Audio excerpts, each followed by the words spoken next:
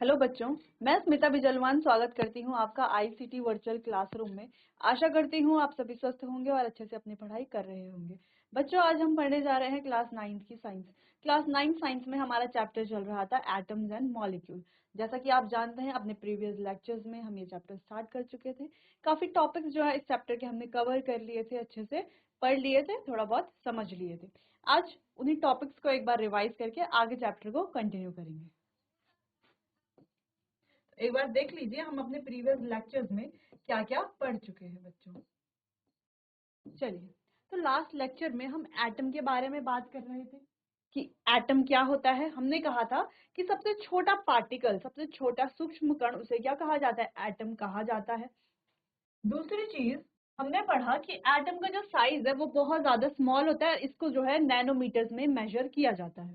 ठीक। तीसरी चीज हमने पढ़ी कि इसका जो एटॉमिक रेडियस होता है उसको नैनोमीटर में मेजर किया जाता है, और एक नैनोमीटर होता है 1/10⁹ मीटर के बराबर। या हम कह सकते हैं कि 1 मीटर होता है 10⁹ नैनोमीटर के बराबर। ठीक। फिर कुछ यहाँ पर एग्जांपल्स थे, इनके रेडियाई के बारे में हमने बात की थी बच्चों।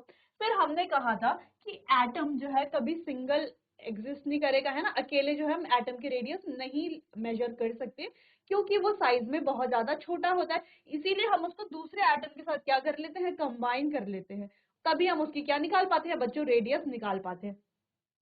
अब एक एटम, हम कहें तो एक एटम इतना छोटा होता है कि अगर एक बड़ा बास्केटबॉल का फील्ड है, ठीक है, बड़ा बास्केटबॉल का फील्ड है, उसमें अगर हम एक छोटी सी क्रिकेट बॉल रख दें और ऊपर से देखें छोटी सी क्रिकेट बॉल की हमें दिखाई भी देगी, इतना छोटा क्या कह सकते हैं हम कि एटम का साइज होता है, उतना ही छोटा क्या होता है?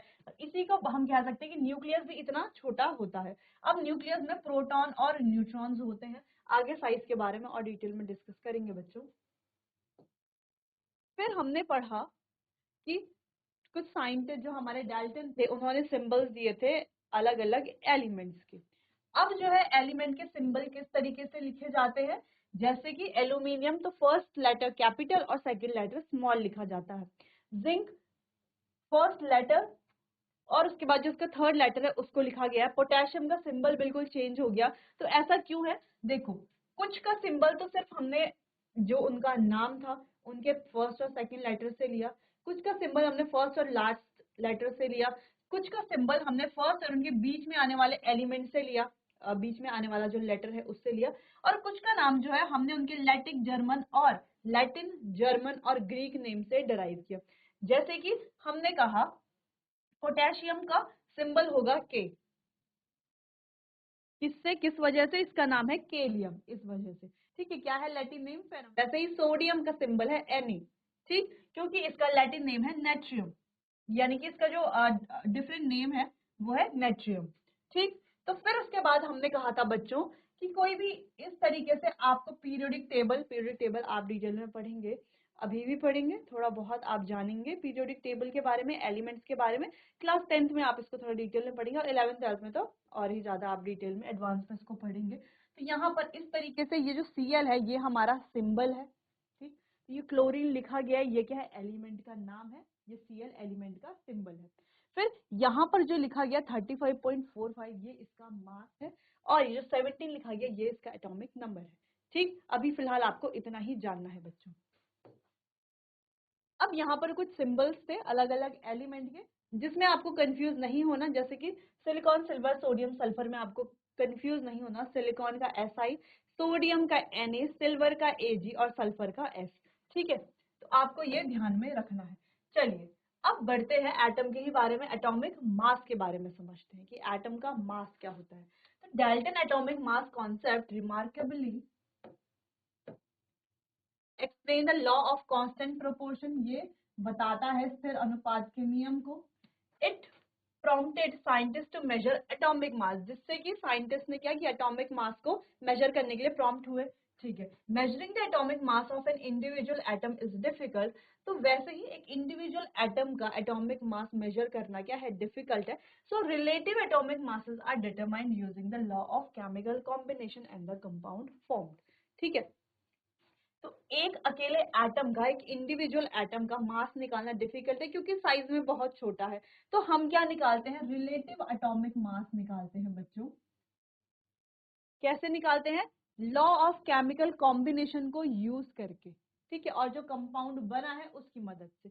जैसे कि carbon dioxide carbon monoxide is formed by, अब जैसे कि कार्बन मोनोऑक्साइड है तो ये कैसे बना कि 3 ग्राम ऑफ कार्बन और 4 ग्राम ऑफ ऑक्सीजन जब कंबाइन हुआ तो बना हमारे पास कार्बन मोनोऑक्साइड।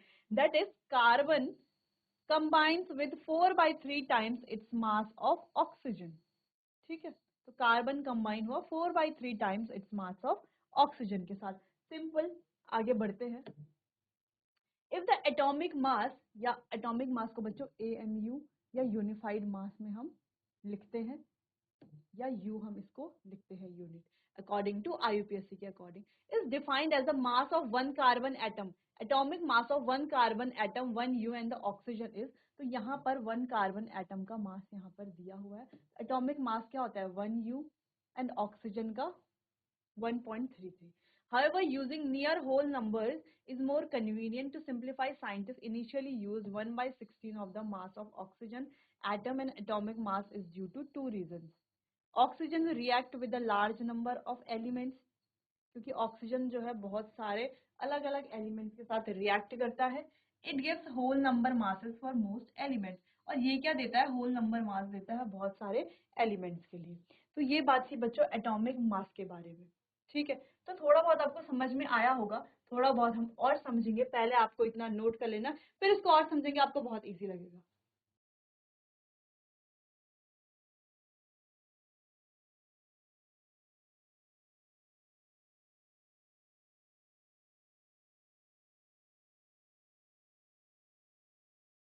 चलिए, तो इन 1961 कार्बन 12 आइसोटोप, अब आइसोटोप्स क्या होते हैं बच्चों, जिनका एटॉमिक नंबर क्या होता है अलग होता है, और मास नंबर क्या, जिनका एटॉमिक नंबर डिफरेंट होता है और मास नंबर क्या होता है सेम होता है, ठीक।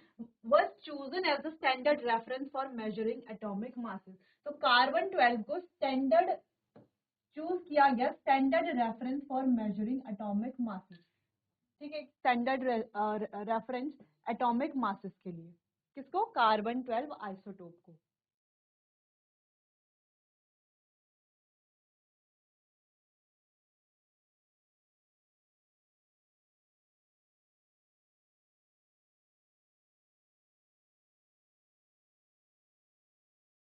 ठीक है, जैसे अगर हम कार्बन के आइसोटोप्स की बात करें तो कार्बन का एटॉमिक नंबर सेम हो और मास नंबर क्या हो डिफरेंट हो। जैसे कार्बन 12 है, कार्बन 14 है, तो कार्बन का एटॉमिक नंबर तो सेम ही है 6, एटॉमिक नंबर क्या है 6, लेकिन मास नंबर क्या है दोनों में डिफरेंट है, एक में 12 है एक में 14 है, ठीक। चलिए, तो defines one atomic mass unit as a mass unit equal to exactly 1/12 of the mass of one atom of carbon 12।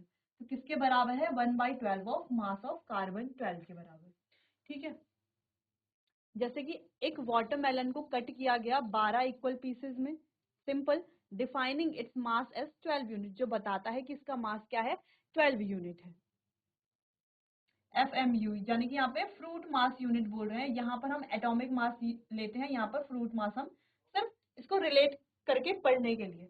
This unit helps compare the mass of other fruit relative to one piece. तो ये एक piece के लिए जो दूसरे fruits हैं उनको क्या करेगा, वे करने के लिए हेल्प करेगा, ठीक है, कंपेयर करने के लिए हेल्प करेगा। इसीलिए हम कहते हैं कि जो रिलेटिव एटॉमिक मास होगा किसी भी एटम का, किसी एलिमेंट के, is defined as average mass of atom as compare to 1/12 mass of carbon 12 atom. इसके बराबर average mass of the atom as compare to 1/12 of the mass of one carbon atom, ठीक, एक carbon atom के 1/12, इतना आपको ध्यान में रखना है और ये डेफिनेशन नोट कर लेनी है बच्चों।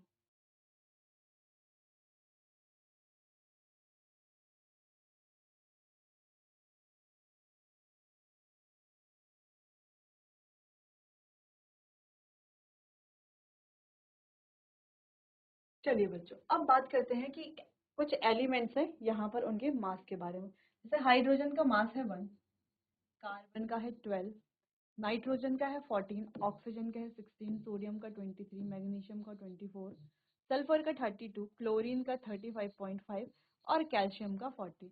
तो इनके सिंबल्स क्या होंगे बच्चों? अगर हम सिंबल्स की बात करें तो हाइड्रोजन का सिंबल होगा H, कार्बन का C, नाइट्रोजन का N, ऑक्सीजन का O, सल्फर का S, मैग्नीशियम का Mg, ठीक है, सल्फर का S, क्लोरीन का Cl और कैल्शियम का Ca। इस तरीके से इनके सिंबल होंगे। तो अब तो आप सिंबल लिखना समझ गए होंगे और ये एटॉमिक मास जो हमें याद करने होते हैं। ठीक, वैसे एग्जैक्ट एटॉमिक मास आप यहाँ पर देख पा रहे होंगे। एग्जैक्ट कुछ इस तरीके से होता है, लेकिन हम राउंड में ले लेते हैं। सल्फर का जैसे 32, क्लोरीन का 35.5, ठीक, कैल्शियम का 40, मैग्नीशियम का 24। ठीक है, तो इस तरीके से हम ये मास ले लेते हैं बच्चों। चलो, तो इतना नोट कर लीजिए।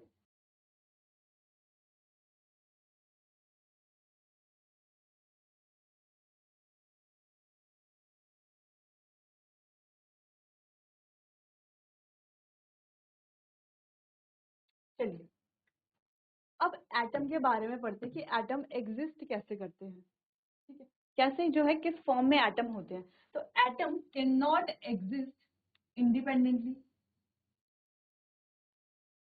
ज्यादातर जो एलिमेंट्स होते हैं उनके जो एटम होते हैं वो इंडिपेंडेंटली यानी कि अलग से बिल्कुल एग्जिस्ट नहीं करते। Atoms form molecules and ion. Atoms जो है वो मॉलिक्यूल कंबाइन करके मॉलिक्यूल और आयंस बनाते हैं। कंबाइन करके मॉलिक्यूल्स और आयंस बनाते हैं। They aggregate in large number to form the matter.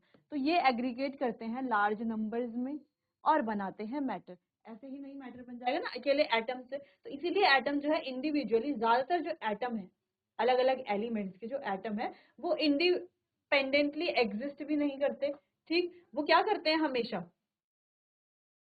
ये हमेशा एटम्स सॉरी आयंस और मॉलिक्यूल्स बनाते हैं और लार्ज नंबर में एग्रीगेट होते हैं मैटर बनाने के लिए। कोई भी मैटर कैसे बनेगा? सिंपल सी बात है, कोई भी मैटर हमारे पास है बनेगा कैसे? एटम से मिल करके बनेगा। एटम इंडिपेंडेंटली एग्जिस्ट करेंगे नहीं, एटम्स कंबाइन होकर के एग्रीगेट होकर के मिलाएंगे, बनाएंगे क्या? मैटर। कैसे एटम से बनेंगे मॉलिक्यूल्स, मॉलिक्यूल से बनेगा मैटर। ठीक, अब जैसे कि यहाँ पर कार्बन, हाइड्रोजन और ऑक्सीजन इस तरीके से कंबाइन होंगे। जैसे यहाँ पर हाइड्रोजन हाइड्रोजन कंबाइन होकर के हाइड्रोजन का एक मॉलिक्यूल बना रहे हैं। यहाँ पर भी ऑक्सीजन ऑक्सीजन कंबाइन होकर के O2 बना रहे हैं। यहाँ पर देखो H2 बन रहा है। ठीक है, तो यहाँ पर ये कंबाइन होकर के क्या बना रहे हैं? H2O। और यहाँ पर ये कंबाइन होकर के बना रहे हैं CO2। तो इस तरीके से क्या बना रहे हैं? ये मॉलिक्यूल्स बना रहे हैं। ठीक है, ये थे एटम्स, ये है हमारे अलग अलग एलिमेंट, ये उनके एटम्स, इनके एटम्स कंबाइन होकर के बना रहे हैं मॉलिक्यूल्स। और ये सिर्फ मॉलिक्यूल्स नहीं, आयनिक फॉर्म में भी एग्जिस्ट होते हैं। ठीक है, आयनिक यानी कि पॉजिटिव और नेगेटिव दो तरह के आयन्स हमारे पास होते हैं। एक होते हैं कैटायंस और एक होते हैं एनायंस, यानी कि एक होते हैं पॉजिटिवली चार्ज्ड आयन्स और एक होते हैं नेगेटिवली चार्ज्ड आयन। तो हम इस तरीके से लिख सकते हैं कि आयन्स हमारे पास दो तरीके के होते हैं। एक होते हैं नेगेटिवली चार्ज्ड और एक होते हैं पॉजिटिवली चार्ज। नेगेटिवली चार्ज जैसे कि Cl नेगेटिव है, ठीक है, OH नेगेटिव है।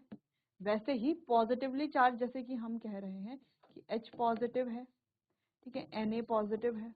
तो इस तरीके से भी ये एग्जिस्ट करते हैं। ये आपको नोट कर लेना है, डायग्राम बना लेना है।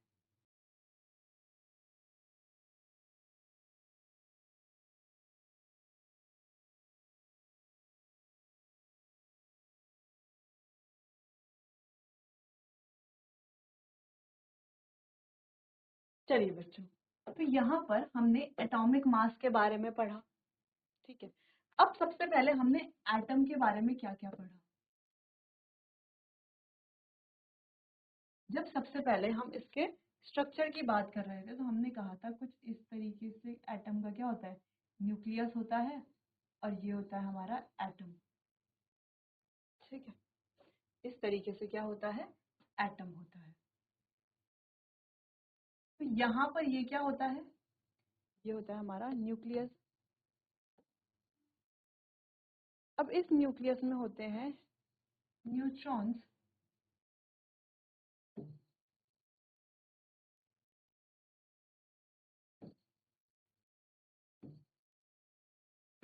Plus protons. अब बच्चों किसी एटम, अगर हम बात करें, ये क्या है, एक एटम है और इधर होते हैं इसके इलेक्ट्रॉन्स जो इसके ऑर्बिटल में रिवॉल्व करते रहते हैं। ठीक है, चलो ये बात तो हो गई एटम की, जिसको हम कई बार हमने पढ़ लिया कि एटम क्या है। अगर हम इसके मास की बात करते हैं,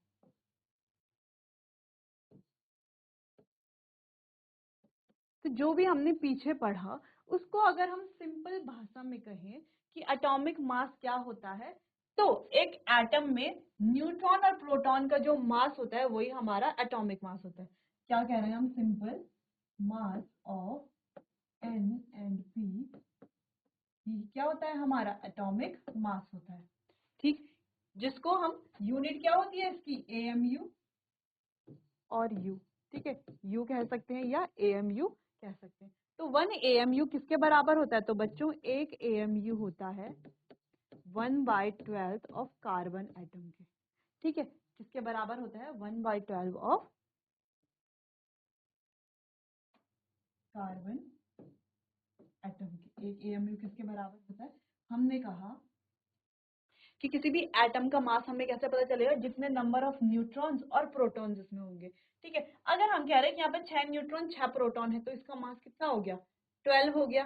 ठीक है, यहाँ पर 8 न्यूट्रॉन्स 8 प्रोटॉन्स है, तो मास कितना हो गया, 12 हो गया।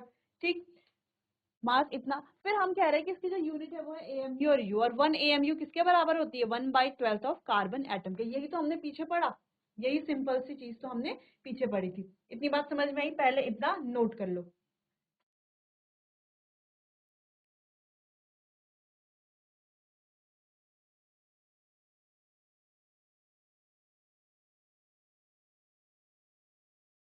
इसको सिंपल हम लिख सकते हैं कि 1/12 of mass of carbon 12 atom. ठीक है, किसका मास, कार्बन 12 एटम का। ठीक, जैसे कि हमने आइसोटोप्स के बारे में कहा था, आइसोटोप्स यानी कि जैसे कार्बन 6, इसका क्या एटॉमिक नंबर, इसका मास नंबर है 12, इसका मास नंबर है 14। दोनों ही क्या है, कार्बन है। ठीक है, तो दोनों क्या हो गए, आइसोटोप्स हो गए। इनका एटॉमिक नंबर क्या है, सेम है, और मास नंबर क्या है, दोनों में डिफरेंट है। ठीक, चलिए, तो ये होता है 1 एएमयू, और यहाँ पर कार्बन 12 इस वाले की बात हो रही है। ठीक, अगर हम कहें कि कार्बन का मास कितना है, मास ऑफ कार्बन, तो हम सिंपली बात कर लेंगे इसके न्यूट्रॉन्स और प्रोटॉन्स जितने हैं उतना उसका मास हो जाएगा। तो इसमें होते हैं 6 न्यूट्रॉन्स प्लस 6 प्रोटॉन्स, तो टोटल हो गया हमारा 12। ठीक है, टोटल मास कितना हो गया इसका, 12 हो गया। और हमने पीछे भी ये भी देखा है बच्चों, यहाँ पर देखो कार्बन का मास कितना है, 12 यू। ठीक है, क्या है, 12 यू लिख लो।